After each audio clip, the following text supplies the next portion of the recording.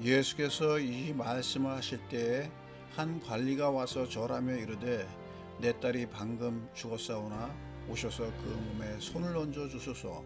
그러면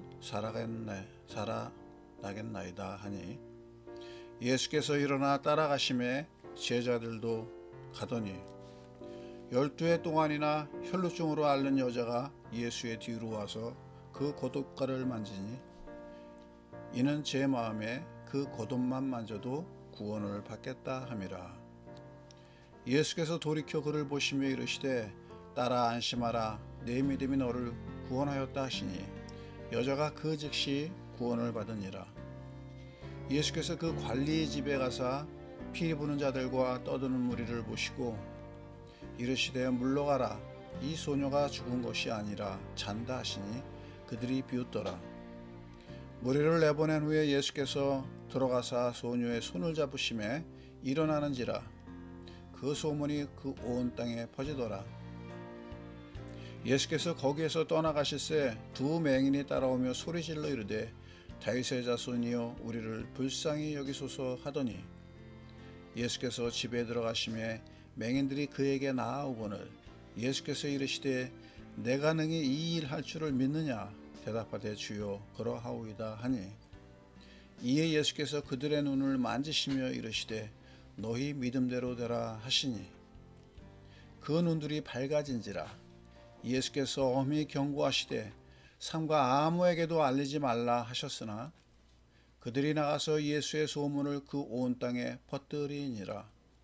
그들이 나갈 때에 귀신 들려 말 못하는 사람을 예수께 데려오니 귀신이 쫓겨나고 말 못하는 사람이 말하거늘 무리가 놀랍게 여겨 이르되 이스라엘 가운데서 이런 일을 본 적이 없다 하되. 아멘. 할렐루야. 오늘 본 말씀이 기네요. 오늘도 마태복음 9장의 에피소드를 나누도록 하겠습니다. 지난주에는 세리와 그의 친구들의 집에서 식사하신 예수님의 이야기 속에서 우리가 몇 가지의 진리를 발견했습니다. 가장 우선적으로 하나가 바로 예수 그리스도의 찾아오심입니다. 말씀의 제목도 부르러 왔노라 였습니다. 누구를 부르러 오셨는가? 바로 죄인을 부르러 오셨습니다. 또 다른 한 가지의 진리로서 사람은 하나님의 형상을 닮은 존재라는 점을 강조하였습니다. 그런데 그 하나님의 형상을 가진 존재라는 점과 하나님과 가까이 지내는 것은 좀 다른 문제입니다. 대개 서로 지치지 않고 싸우는 사람들을 보면 그 두 사람의 성격이나 기질이 같은 경우가 많습니다. 특히 어느 한쪽이 지기 싫어하는 성격이라면 그러한 기질의 경우 싸움은 끊이지 않습니다. 부부간에도 사실 이런 측면이 있습니다. 금실이 좋다는 것은 두 사람 간의 대개의 경우 성격이나 기질 측면에서는 서로 다른 경우가 오히려 많습니다. 전체로 볼 때 조화를 이루는 방향으로 서로 다른 성품들이 함께하기 때문입니다. 하나님의 형상을 가졌다는 것으로 우리의 정체성이 모두 결정되는 것은 아닙니다.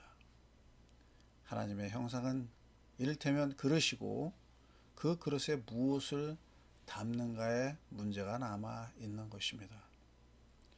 그릇 안에 담기신 것이 어떤 것인가를 가르는 기준이 있습니다. 성경에서는 그것을 율법이라고 합니다. 지난주에 바리새인들이 세리 마태의 집에서 정말 말도 안 되는 어중이 떠중이들과 함께 식탁 교제를 하시는 그 예수님을 보고 세리와 죄인들과 식사를 같이 한다고 바리새인들이 크게 비난하였습니다. 사실 유대인들의 관습과 율법을 보면 예수님의 그러한 행동은 도저히 받아들일 수 없는 정도의 기이한 행동입니다. 사도행전을 보면 베드로가 할례를 받지 않은 사람, 즉 이방인들과 함께 식사하는 것조차 심하게 비난하는 점을 볼 때 유대인들이 얼마나 까다로운 율법 의식을 가지고 있었는지 알 수 있습니다. 베드로는 바리새인도 아니고 서기관도 아니고 랍비도 아니었습니다. 그저 갈릴리 바다에서 배를 가지고 고기를 잡는 어부였는데, 그런 사람들조차 유대인들은 그런 율법 의식이 있었던 것입니다. 율법을 자기 의를 완성하는 수단으로 유대인들의, 특히 바리새인들은 그렇게 생각을 했습니다. 사람은 무엇이든 자기 의를 만드는 방안을 만드는데 탁월합니다. 남보다 난 어떤 것으로 우위를 점하고자 하는 욕구의 발로의 하나입니다. 동산나무의 선악을 알게 하는 나무는 먹지 말라는 단 한 가지의 율법은 탐욕으로 인하여 무너졌습니다. 유대인들은 율법이라는 그 선악과를 따먹은 사람들처럼 되었습니다.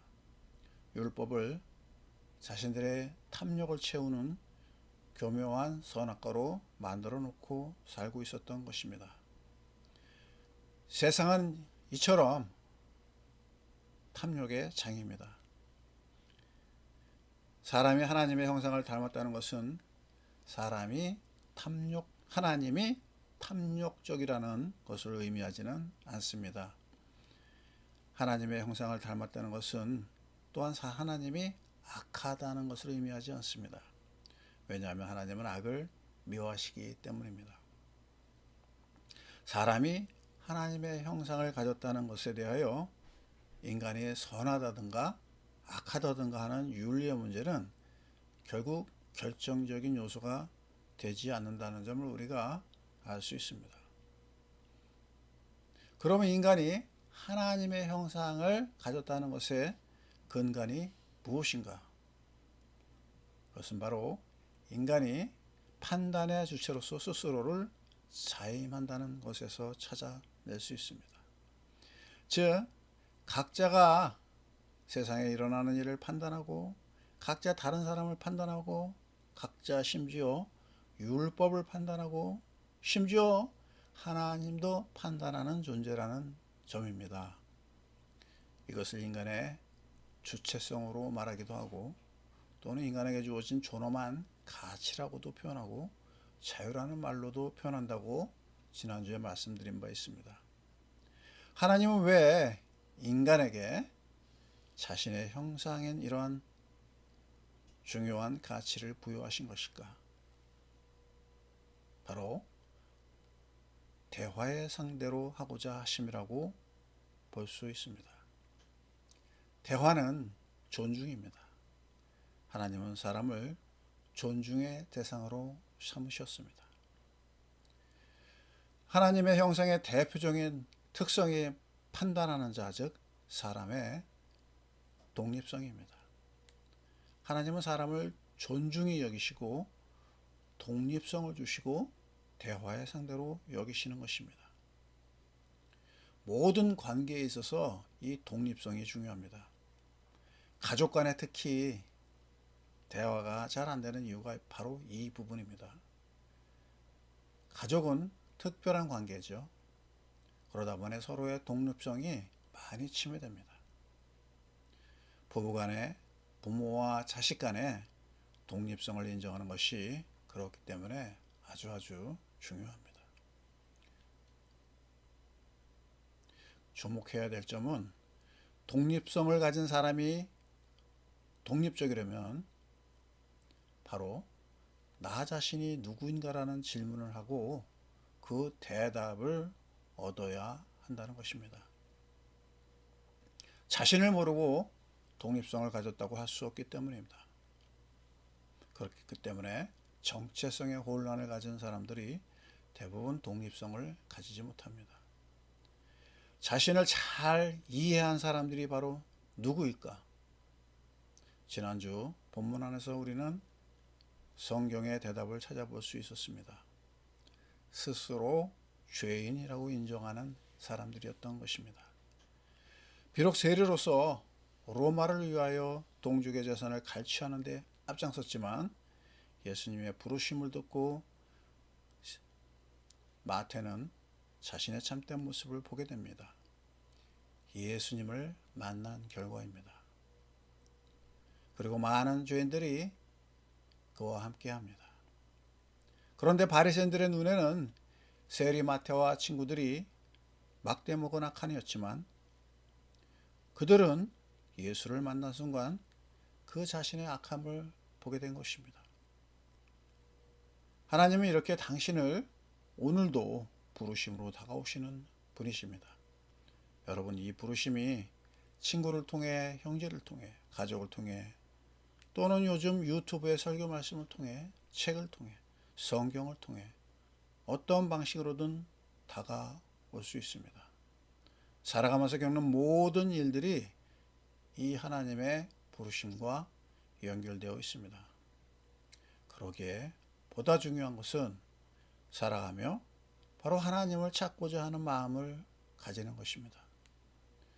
부르심을 들을 준비가 되는 것이 중요합니다. 하나님의 부르심 안에서 우리는 나 자신을 발견하게 됩니다.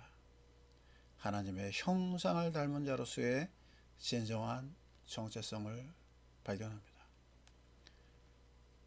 하나님의 형상을 우리가 기본적으로 닮았기 때문에 가능한 것입니다. 여러분, 하나님이 주신 이 하나님의 형상으로 우리는 어디로 가야 될까요? 탐욕으로 가야 될까요? 자존심으로 가야 될까요? 무지와 불신앙으로 가야 될까요? 혹은 타인에 대한 무자비한 판단과 정죄로 가야 될까요?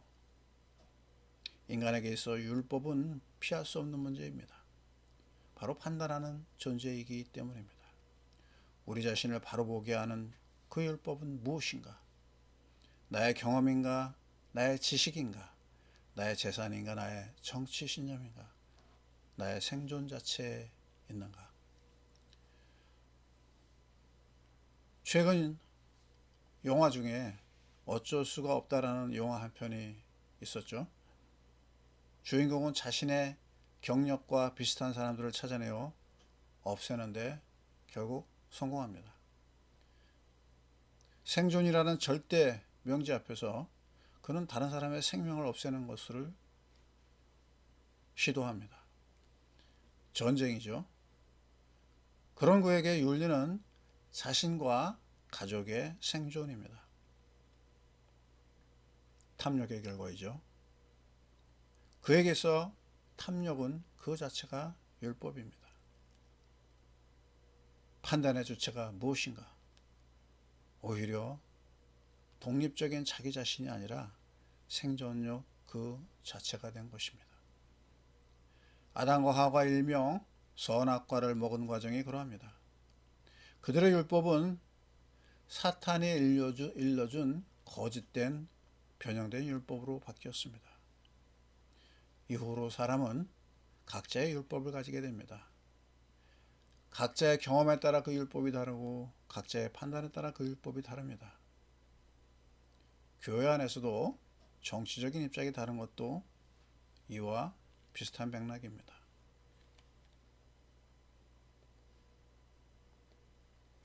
여러분, 그래서인지 예수 믿게 되는 것은 뛰어난 이성과 철학이나 지식으로 되지 않는다는 것입니다.